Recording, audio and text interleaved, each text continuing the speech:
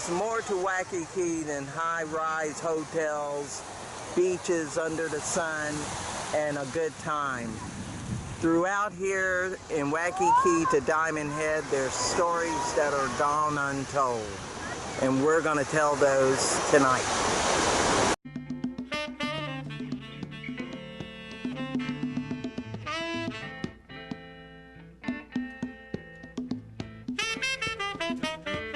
Aloha, this is Sky with FNN, Feminist News Network, the feminist news that you can use. Coming to you with today's special Hawaii at Night, the Waikiki Tattoo Confessions. That's right, I'm doing a cover-up of a tattoo. Let's take a look. It's real small, isn't it? I'm telling you, it's so small. But I want to do a cover-up in red, so I got a client that's gonna do me a solid and do me a cover-up. And in the meanwhile, I was thinking, boy, 20 years into business doing tattoos in Waikiki.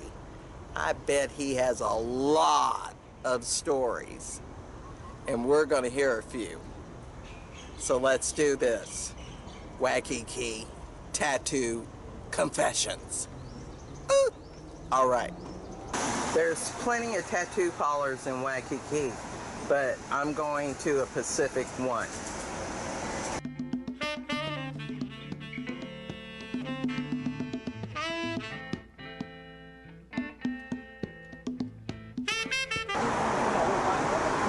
Just around the corner from Wailana Coffee House.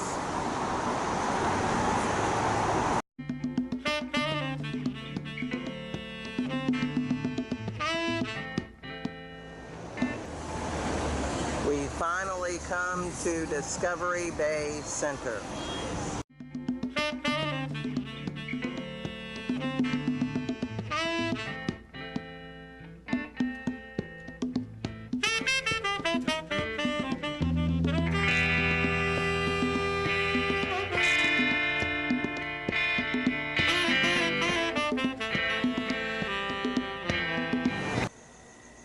I want to bring it back to the Rainbow Room so I can let you know about the process that I've been going through in regards to doing my cover-up on my tattoo on my leg that I showed you earlier. So it's almost time for me to go and get ready. So of course I know they're going to alcohol my skin, but I alcoholed it again myself before I go so it could be super clean. And I haven't drank any alcohol the last couple of days. That way, they say when you drink alcohol, if you bleed, it bleeds a lot more. And I chose myself to try to stay a little more healthy and do a little more juice and a lot of more water within the last couple of days so I can minimize that. And I've been doing some drawings. I kind of, you know, I have this. I think I have it figured out how I want to do it. I don't know. That's how I want to do it. And so, and I've been drawing a lot of peace signs. So, I've been drawing a lot of these peace signs and everything and looking at other cover-ups that are out there, and some of these cover-ups are too huge for what they're covering up. And I kind of noticed because I went a week early and checked out a few of the things, and the cover-ups were just massive. And I hope mine doesn't turn into an overly massive one like some of the ones I've seen. And I most definitely want to get a lot of color and redo the one that I have. It's a daisy going through a peace sign, which you expect out of, you know, sky. Hey! Alright, so, to cover it up, I wanted a lot of color, and I like kind of fuchsia and pinks and purples and colors like that, and bright green on the leaves with stuff. And I saw one online that I kind of like, and I hope it's more in that style because that's kind of like what I drew, sort of. And we'll just have to see. You got to put it into the artist's hands when you do things like this. So that's what I'm going to do. So now I'm ready to go out and go there and see what's happening. Maybe, let's see. I don't like what I'm wearing. Let me put on something so I can make sure I'm comfortable. That's smart. So I gotta hurry up and change so I can get there on time, because he asked me to be there around 8:30 or 9. Alright, see you soon.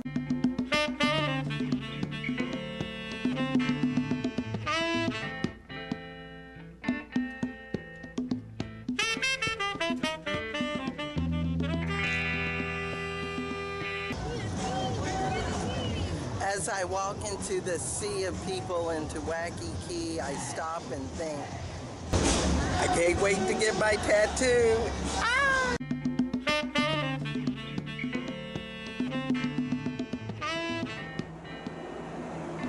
Here we are at Victorian Tattoo.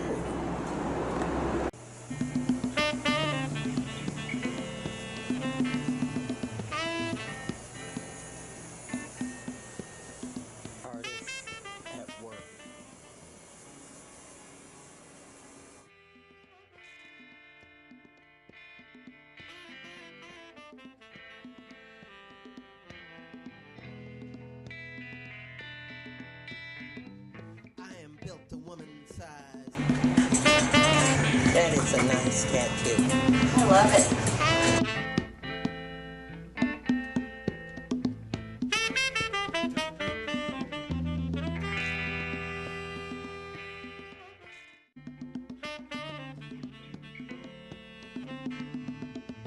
So what made you get a tattoo? This one? This particular one? Yeah. Well, it's kind of like me and my husband's thing. We love you like peaches. So, yeah. And it's just, you know.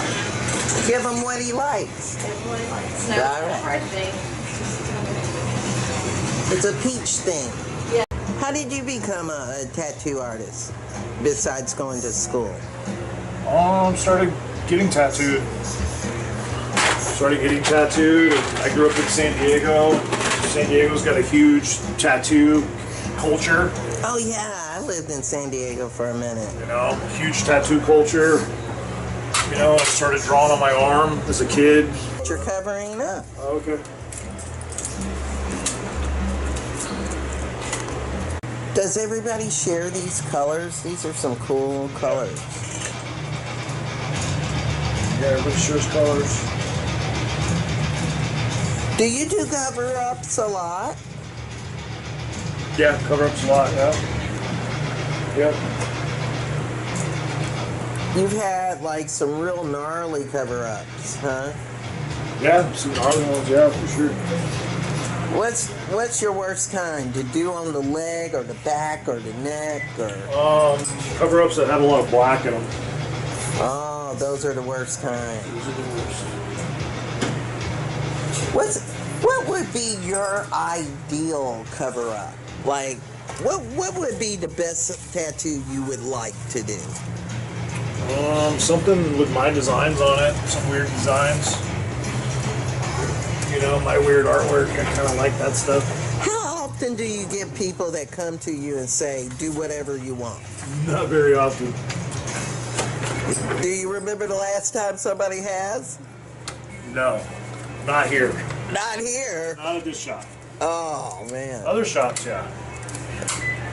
What did you do what kind of tattoo did you do the last time somebody asked that? More my style, you know. You got a cool style. Biomechanical, they call it. Yeah, biomechanical, that's what it is.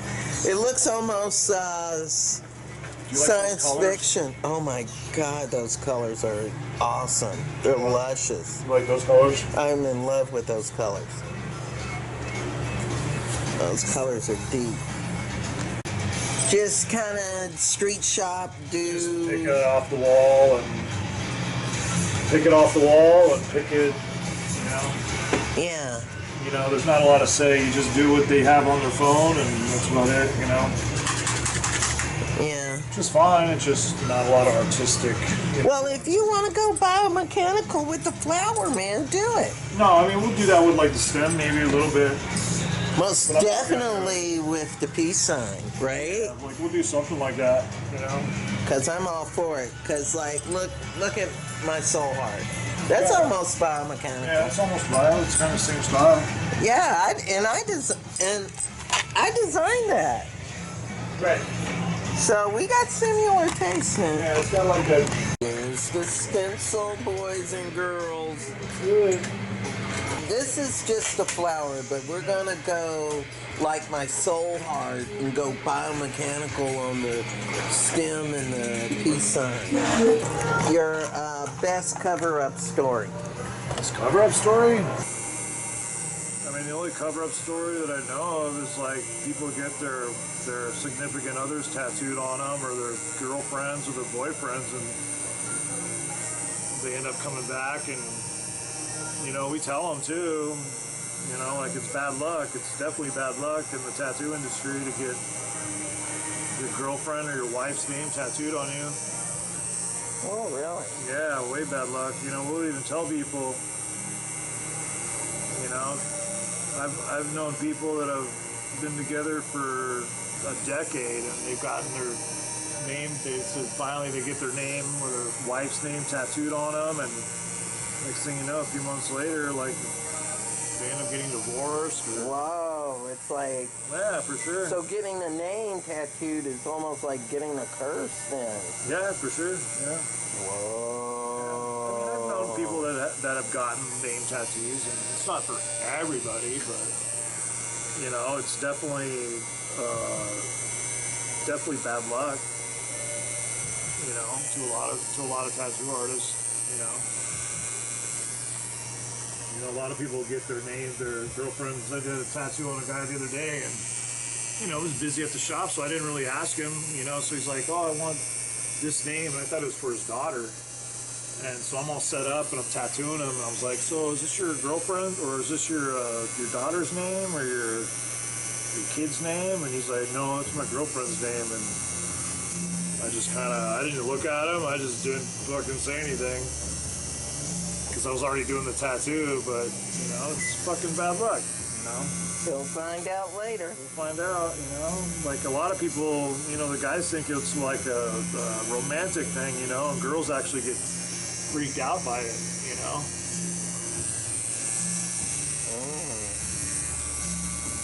So, what's the biggest cover-up you've done? I mean, I've done a cover-up on a dude's arm. He had a bunch of, like, barbed wire chains on his arm, wrapped around his arm, and I had to, like... In black, right? Black, yeah, so I had to, like, turn it into, like... You know, I had to use some black to cover it up and turn it into some biomechanical thing, you know? So... yeah, we get name cover-ups all the time, and name cover-ups are definitely, you know, in old tattoos. Old people get old tattoos all the time. That's what mine is. Yeah, old tattoos, and people just want them like refurbished or done differently, or they want bigger tattoos. And, you know, my tattoo is about 25 years old. 25, yeah. I was 25.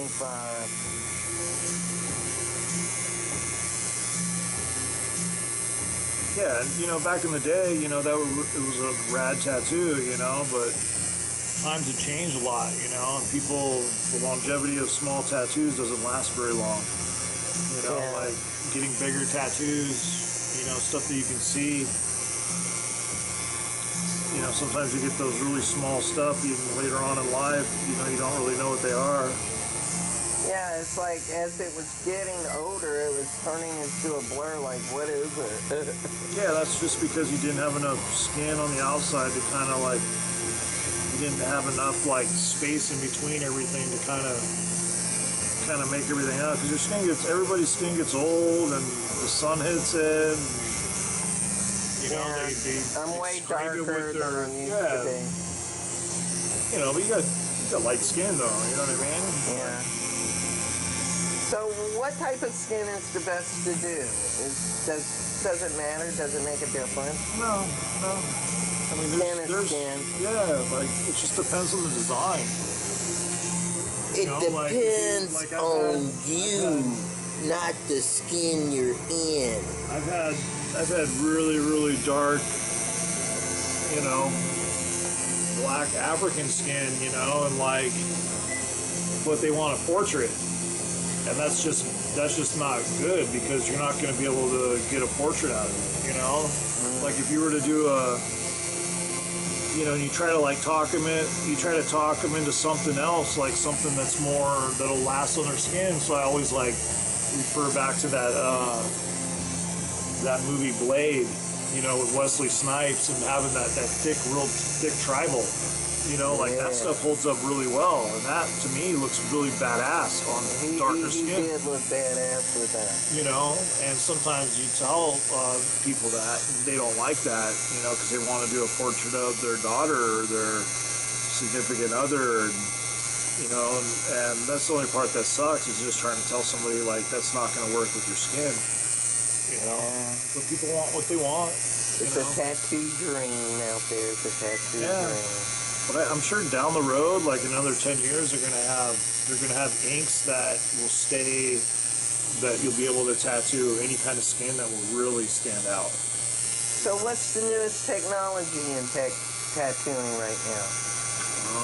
It's the new machines. They're not the old machines. There's these new, like, nothing new in ink, just brighter colors. The inks are more water-based, and they're more vegan-friendly and animal-friendly. That's nice. So back in the day, a lot of the inks worried were about catching lupus. Well, that just has to do with like the contamination of your tattoo station and stuff, you know. With the inks, back in the day, used to have like a lot of like iron in them and different chemicals in them, you know, and people's reactions over time would, they'd have reactions to that, you know, and now with all like the new technology and stuff, they a lot of the new inks and stuff are really skin friendly, health conscious, water based and animal friendly, and because there's a lot of people that really kind of go that vegan or vegetarian route, you know, so there's a lot less chemicals. You got back in the day, some of the inks you had to, when you were making them, were really heavy base powders, and you had to wear a gas mask, almost like you're cooking meth or something. Wow. And then mix it in with vodka, and it was like this whole like chemical process, you know. And now the inks are so well made where you don't have to do any of that stuff anymore. It's not your average gel tattoo. No. You know, but that stuff still works, though. You know, Indian ink and the henna. The henna stuff, or you know, a lot of that ink still works. You know, even if you were to tattoo it. You know, even if I were to use ballpoint pen ink, you know, a lot of that stuff still holds up. Does anybody ask you for those? What? The henna and the... No, not here.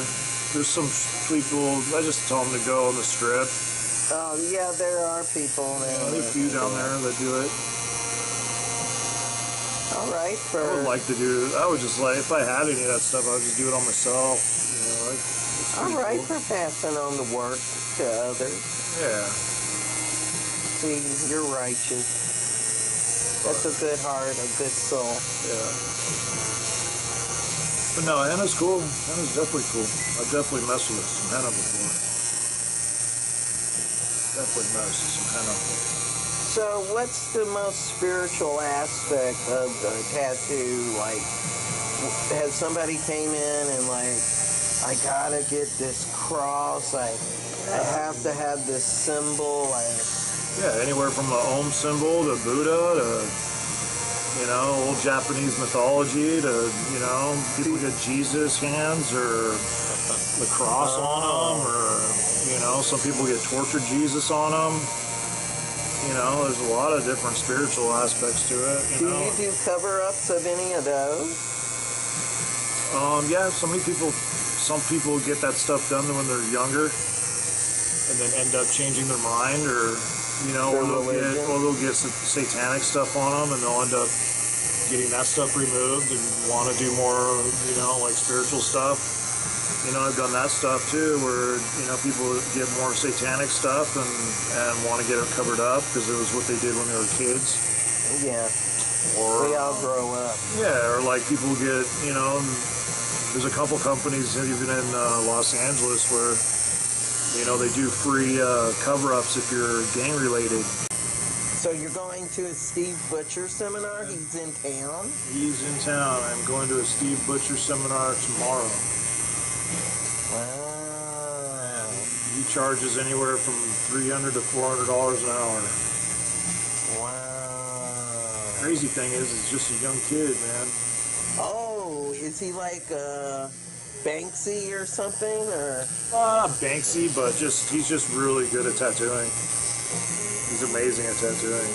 So wow. he just goes over everything from the inks he uses to the machines to the needles that he uses, and just shows his way of setting up and the way, just his process, you know, because a lot of times you just get caught in your own ways, you know, and working with the same people in the same area and the same, just you get caught in just your same routine, you know, so it's good to be able to step out of that. All right for staying up on your game like that. Yeah, it's good. What did you say you expect to learn from it? Just anything from like the machines he uses to needles to frequency and the voltage he uses on his machines to his stencil layout to the technical parts of it. Technical parts to, you know, just watch the way he fine lines it or uses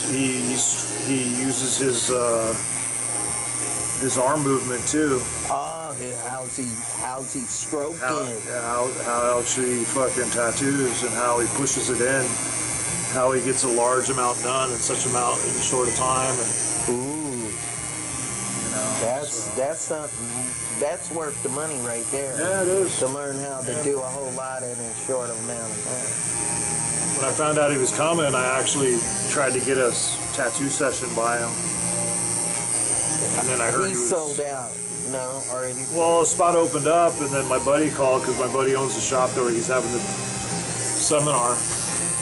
And he asked me if I still wanted that spot, and I was just like, well, I tried to email him to ask him how much. He's like, well, he charges $3,000 a day. And I was like, sorry, can't do that. I do not have $3,000. And even if I had $3,000, you know, I would have said, yeah, got that spot, went in there and said, I'd be like, what can you do for $250? Yeah, you know, I'd rather get tattooed by my buddies, you know, and have a good time. And you know, he's probably a nice guy. Yeah, like we're doing. Yeah. Is tattooing a family job? Can you have a family and be a tattoo artist and chase that innocuous dream a lot of people of being do. a tattoo star? Yeah, a lot of people do. Like your boy that's young. Yeah, a lot of people do. Yeah. A lot of people have family. Actually, it kind of makes them better is because they have something to work for now, you know, it makes them more, they strive for, and there's less bullshit that they deal with as far as like, you know, when they have kids and stuff, there's less like outside influence, you know, but you get caught up no matter where you are. So what makes you a tattoo loner? What makes me a tattoo loner? Yeah. I just like being a loner. Tell me about the beach. Oh, the beach? Yeah, just don't go to the ocean for 2 weeks. And then some people do, and then... Yeah, then they end up getting an infection, or they'll be in the sun, or some other shit, you know? So... And it ruins it, and then they want a free touch-up. Yeah, they want a free touch-up, and After they done post it online. Yeah, post it online of what they've been doing, you know. So. They say tattoos are forever. What do you say?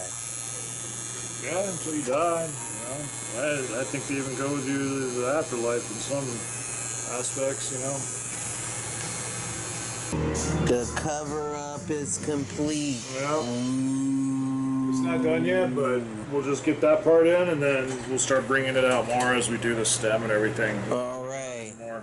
So now we can say there will be a part 2. There will be a part 2.